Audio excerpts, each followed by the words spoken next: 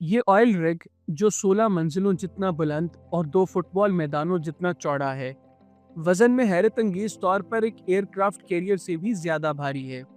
इस oil platform को एपोमेट्रिक्स कहा जाता है, जो इस वक्त शुमाली अमेरिका में लुज़ानिया के साहिल से 134 किलोमीटर दूर गल्फ ऑफ मेक्सिको में मौजूद है।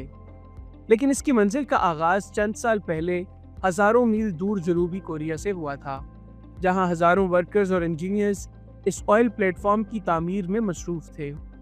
7 साल की मुसलसल मेहनत के बाद जब एपोमेट्रिक्स को मुकम्मल किया गया, तो इंजीनियर्स को एक ऐसा चैलेंज दरपेश हुआ जिसका सामना उन्होंने अपने करियर में कभी नहीं किया था।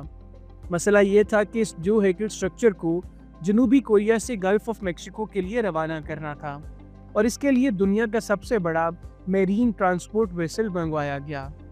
एपोमेट्रिक्स को उठाकर इस वेसल पर रखना एक ऐसा काम था जिसमें कम से कम 7 दिन लगने थे।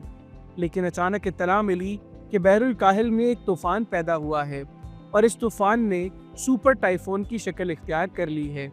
इस नौयत का तूफान हर 20 साल में एक बार पैदा होता है।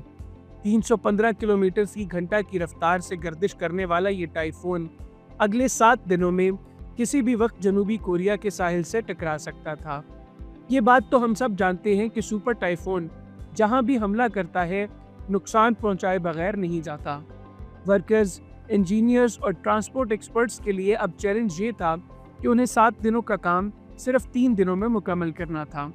यानी अगर 3 दिन के अंदर अंदर एपोमेट्रिक्स प्लेटफॉर्म को शिपयार्ड से उठाकर मेरीन वेसल पर लोड करके रवाना ना किया गया, तो सालों की मेहनत पल भर में ज़ाया हो सकती थी। ये एक ऐसा मसला था जिसने नीचे से लेकर ऊपर तक पूरी मैनेजमेंट को हिलाकर रख दिया था।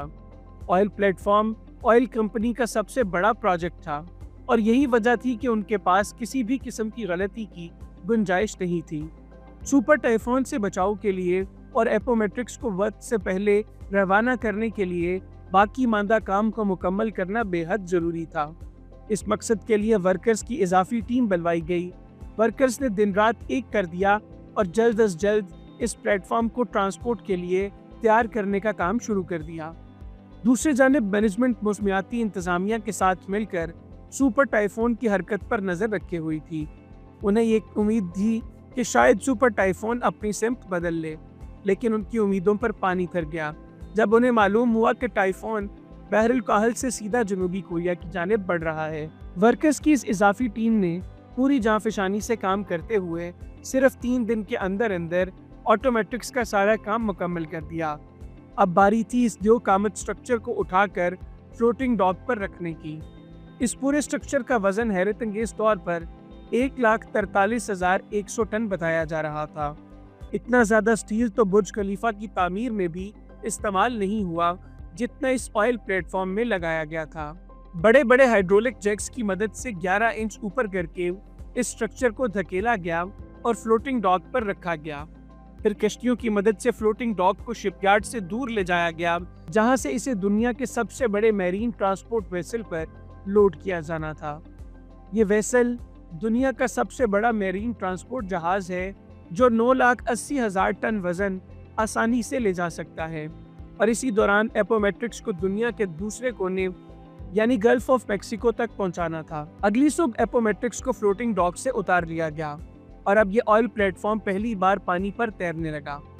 कश्तियों की मदद से प्लेटफॉर्म को मखसूस डिलीवरी पॉइंट तक खींचकर लाया गया, जहां दुनिया की सबसे बड़ी मैरीन वेसल पहले से ही इसका इंतजार कर रही थी। दूसरी जानिब सुपर तूफान तेजी से जनूबी कोरिया की तरफ बढ़ रहा था, और इंतजामिया के सर पर एक तलवार लटक रही थी कि अब सुपर तूफान सिर्फ 48 घंटों की दूरी पर है, और जैसे जैसे ये करीब आ रहा था, समंदर में उसकी निशानियां भी जाहिर होने लगी थी। समंदर में हवाओं और लहरों की शिद्दत बढ़ती जा रही थी, जो एपोमेट्रिक्स के लिए खतरे की घंटी थी। अगर जरा सी भी ताखीर होती, ज्यादा नाजुक ऑयल प्लेटफॉर्म को वेसल पर लोड करना बहुत ही पेचीदा काम होता है। इसके लिए सबसे पहले वेसल अपने अंदर मौजूद वाटर टैंक्स में पानी भर लेती है, जिसकी वजह से वो पानी में नीचे चली जाती है, और इसके बाद टग बोट्स ऑयल प्लेटफॉर्म को खींचकर वेसल के ऊपर ले जाती हैं। आखिर में वेसल पानी को दोबारा बाहर निकाल देती है, जिसकी वजह से वो अपनी असल पोजीशन पर वापस आ जाती है। लेकिन ये काम इतना आसान नहीं होता जितना आपने इस एनिमेशन में देखा होगा। इस काम के लिए समंदर का पुरसुकून होना बहुत जरूरी है, क्योंकि अगर लहरों के दरमियान ये काम किया जाए तो एपोमेट्रिक्स को वेसल पर सही सीधा लोड करना मुमकिन नहीं होगा। ये सूरत हाल वेसल और ऑयल प्लेटफॉर्म दोनों के लिए खतरनाक साबित हो सकती है। सुपर टाइफून की वजह से समंदर में काफ़ी तेज़ लहरें और तेज़ हवाएं चल रही थी, जिसकी वजह से ये काम मुमकिन नहीं था। दूसरी तरफ वक्त बड़ी तेज़ी से गुजरता जा रहा था और सारी टीम का स्ट्रेस लेवल काफ़ी बढ़ चुका था। खुशकिस्मती से मेट्रोलॉजिकल डिपार्टमेंट की जानिब से टीम को अगली सुबह सिर्फ 2 घंटों का वक्त दिया गया, जिसमें ये चांस था कि समंदर पुरसुकून होगा। उन 2 घंटों में अगर ये काम मुकम्मल कर लिया गया तो उसके बाद कोई मौका नहीं मिलेगा, क्योंकि सुपर टाइफून अब सिर्फ 36 घंटे दूर था। सुबह सवेरे जैसे बताया गया था, समंदर बिल्कुल पुरसुकून था। पहली फुर्सत में ऑयल प्लेटफॉर्म को वेसल के ऊपर खींचकर लाया गया और वेसल ने इसे पानी से निकालकर अपने ऊपर लोड कर लिया। सुपर टाइफून अब करीब आ रहा था, लेकिन इस वक्त तक ये काम मुकम्मल हो चुका था। कई घंटे पहले एपोमेट्रिक्स आखिरकार जनूबी कोरिया को अलविदा करने में कामयाब हो चुका था। इसने अपने ऑयल प्लेटफॉर्म को सुपर टाइफून से बचाकर पहला चैलेंज मुकम्मल कर लिया था, लेकिन इसका मतलब ये नहीं था कि अब आगे कोई और चैलेंज नहीं होगा। कई महीनों के सफर के बाद साउथ टेक्सास में इस ऑयल प्लेटफॉर्म को दोबारा अनलोड किया गया। मॉड्यूल्स को एक एम्बेडेड प्लेटफॉर्म पर फिट किया गया और एक बार फिर इसे 130 किलोमीटर दूर अपनी मंजिल की तरफ रवाना किया गया, जहां इसे अगले 40 सालों तक रहना था। पूरे 7 सालों की मेहनत के बाद आखिरकार वो घड़ी आ चुकी थी जब एपोमेट्रिक्स को 30,000 फुट की बुलंदी पर पहुंचाया गया। जिस जगह मैट्रिक्स पानी में फ्लोट कर रहा है, यहाँ समंदर का बॉटम 7,400 फुट गहरा है। ये इतनी ज़्यादा गहराई है कि इसमें तकरीबन 3 बुर्ज खलीफा फिट आ सकते हैं। लेकिन जिस ऑयल प्लेटफॉर्म को मैट्रिक्स को जोड़ना था, वो हैरानकुन तौर पर इस गहराई से भी मजीद 1600 फुट गहरा है। समंदर की इतनी गहरी सतह में पानी का प्रेशर बहुत ज़्यादा होता है, जहाँ किसी इंसान का जाना और फिर वहाँ कोई मिशन मुकम्मल करना नामुमकिन होता है। इसलिए समंदर के इन गहरे मकामात पर ऑयल की ओपनिंग के साथ एक remotely operated under water vehicle इस्तेमाल करने का फैसला किया गया, जो प्लेटफॉर्म से मुख्तलिफ जगहों तक पहुंचकर कनेक्शन की तकमील करता। वो पानी के पाइपलाइंस को इंस्टॉल कर रहा था, उसे क्रेन की मदद से समंदर के अंदर भेजा। ये एक बहुत पेचीदा काम होता है, जिसमें पाइपलाइन को दुरुस्त तौर पर ऑयल व्हील की ओपनिंग के ऊपर ले जाकर लैंड कराना होता है, जो 7,400 फुट नीचे होता है। ये काम अंजाम देने का कंट्रोल ऊपर बैठे हुए ऑपरेटर के हाथ में होता है, जो एक वीडियो गेम की तरह इस मिशन को अंजाम दे रहा होता है। खुशकिस्मती से ये काम पहले ही कामयाबी से मुकम्मल कर लिया गया था। अब बारी थी पाइप को इंस्टॉलेशन प्लेटफॉर्म से एपोमेट्रिक तक मुंतकिल करने की। इस अमल को राइजर ट्रांसफार्मर कहा जाता है, जिसमें 4 मुख्तलिफ मैकेनिज्म के साथ काम करते हैं। सबसे पहले एक चेन निकाली गई और इस चेन को दूसरे प्लेटफॉर्म तक पहुंचाया गया।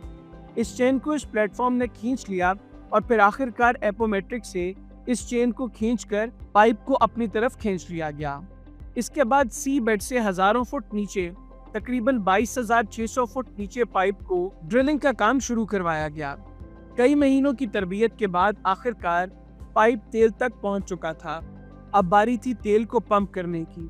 इस लम्हे को देखने के लिए पूरी टीम जमा हो चुकी थी और एक बटन के जरिए तेल पंप को ऑन किया गया। 30,000 फुट नीचे से जब पहली बार तेल पंप हुआ तो सबके चेहरों पर खुशी की झलक नजर आई। वर्कर्स, जूनियर्स और मैनेजमेंट्स की 7 सालों की मेहनत रंग ले आई थी। तेल का फ्लो और इसकी क्वालिटी बिल्कुल परफेक्ट थी। एपोमेट्रिक्स हर रोज 1,75,000 बैरल तेल पैदा करता है, जिससे इतना ईंधन बनता है जो 40 लाख गाड़ियां एक दिन में इस्तेमाल करती हैं। शेल का मानना है कि अगले 40 सालों तक ये एपोमेट्रिक्स इसी तरह तेल पैदा करता रहेगा। उम्मीद है कि ये वीडियो आप भरपूर लाइक और शेयर करेंगे। आप लोगों के मोहब्बत भरे कमेंट्स का बहुत शुक्रिया। मिलते हैं अगली शानदार वीडियो में।